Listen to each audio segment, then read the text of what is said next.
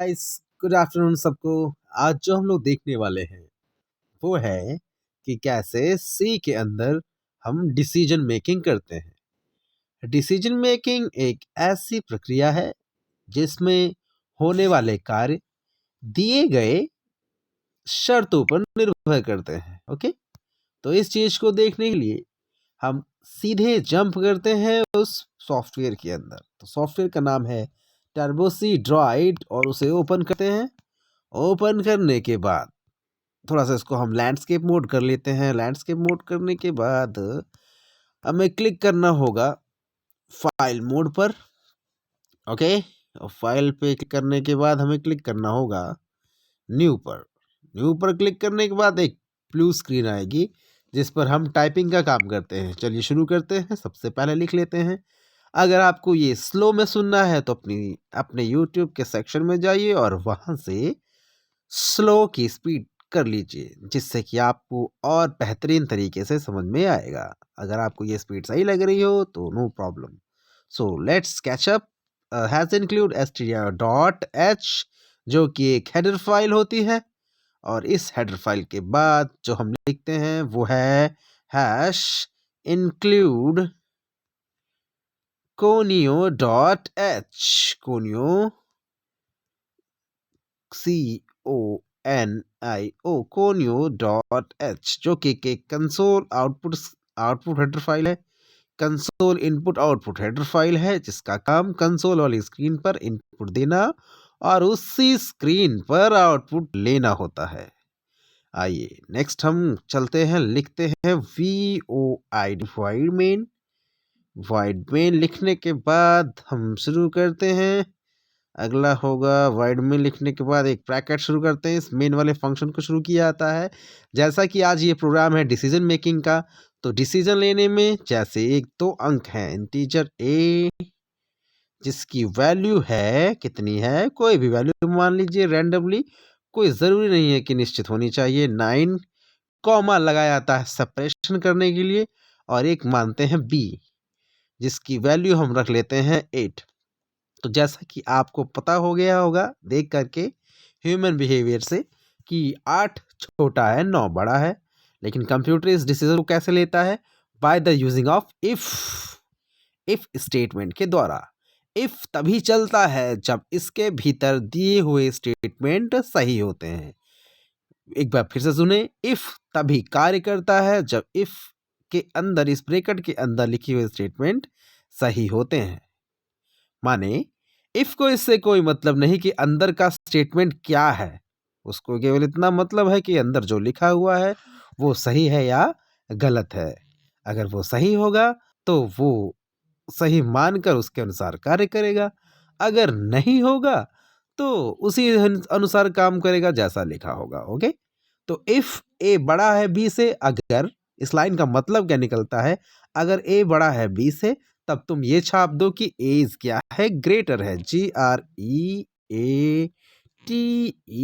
Greater है। अगर ऐसा नहीं होता है तब आप प्रिंट कर दीजिएगा, कुछ और प्रिंट कर दीजिएगा। जो भी आप प्रिंट कराना चाहते हैं उसको समय पे कॉल करा लें। ओके, तो अब सेमीकोलन लगाते हैं और इस ब्रैकेट को बंद रखते हैं।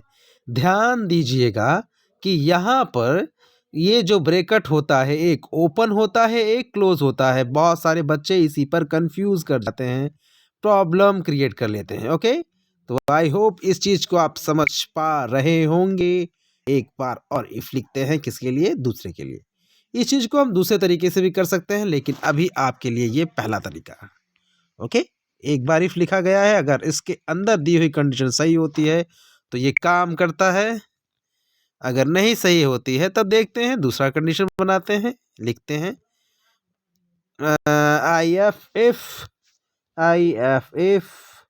इफ लिखने के बाद इसके अंदर कंडीशन लिख देते हैं कि अगर बी क्या हो, बड़ा हो किससे, ए से बड़ा हो, तो क्या होना चाहिए?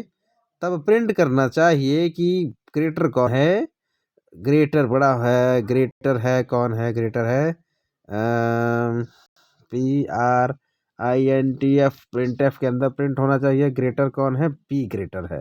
तो इसमें भी डबल इन्वर्टेड कॉमा के अंदर लिख लेते हैं बी इज ग्रेटर, GREATER।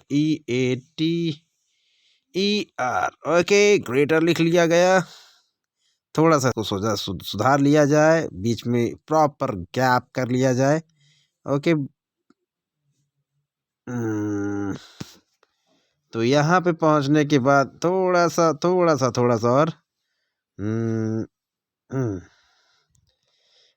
और प्रॉपर गैप हो चुका है। अब चलते हैं लास्ट पे। यहाँ पे इन्वर्टेड कॉमे को हम करते हैं बंद, और ब्रैकेट को भी करते हैं बंद। ब्रैकेट को बंद करने के बाद लगाते हैं सेमीकोलन, और ये जो सेमीकोलन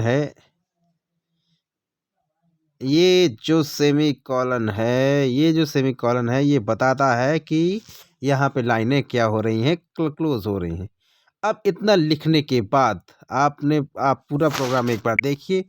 इफ ओपन हुआ, इफ क्लोज हुआ, ये वाला, ये इफ ओपन हुआ, ये इफ क्लोज हुआ, बट ऊपर का जो वॉइड मेन फंक्शन है उसका ब्रैकेट ओपन है और वो क्लोज नहीं है।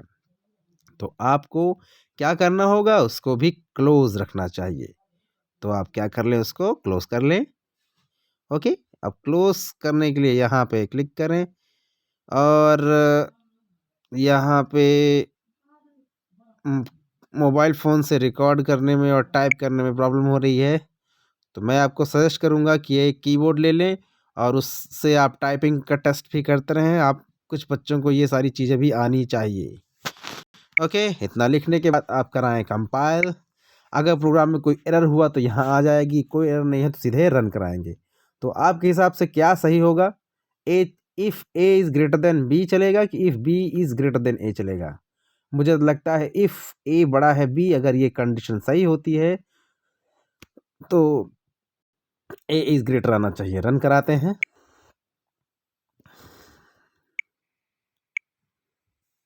ओके ओके ओके, यहाँ पे गेट सी एच भी लगेगा। गेट सी एच क्या करता है, आउटपुट की स्क्रीन लाता है। मैं बताना, माफ़ कीजिएगा, this is my mistake, I will improve it. Okay, मैंने इम्प्रूव किया, अगेन कंपाइल किया। कंपाइल करा के देखें, एक एरर आ गई है। अच्छा, गेट सी बी हो गया है, इसको हम सही करते हैं फिर से। ओके गाइज, इसको देखते हैं। थोड़ा सा पीछे जाते हैं, लिखते हैं गेट सी एच और लगाते हैं छोटा सा ब्रैकेट जो मिस हो रहा है। इतना लिखने के बाद फिर से कंपाइल कराते हैं और देखते हैं कि एरर दूर हो चुकी है। और this is the time when we going to run command and check our program is correct और not. So A is greater आया है। ओके, तो हमारा प्रोग्राम बिल्कुल सही है। अब अगर आप फालतू की चीज़ें यहाँ से हटाना चाहते हैं तो आप, एक कमांड होता है जो आपकी किताब में तो नहीं है लेकिन जानते रहे, उसका नाम है CLRSCR।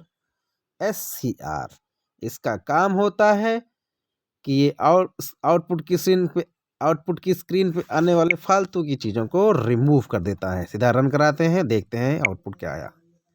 तो यहाँ पे आया ए इज़ ग्रेटर। ओके, अगर हम बी के मान को बढ़ाते हैं तब देखो क्या आता है। तो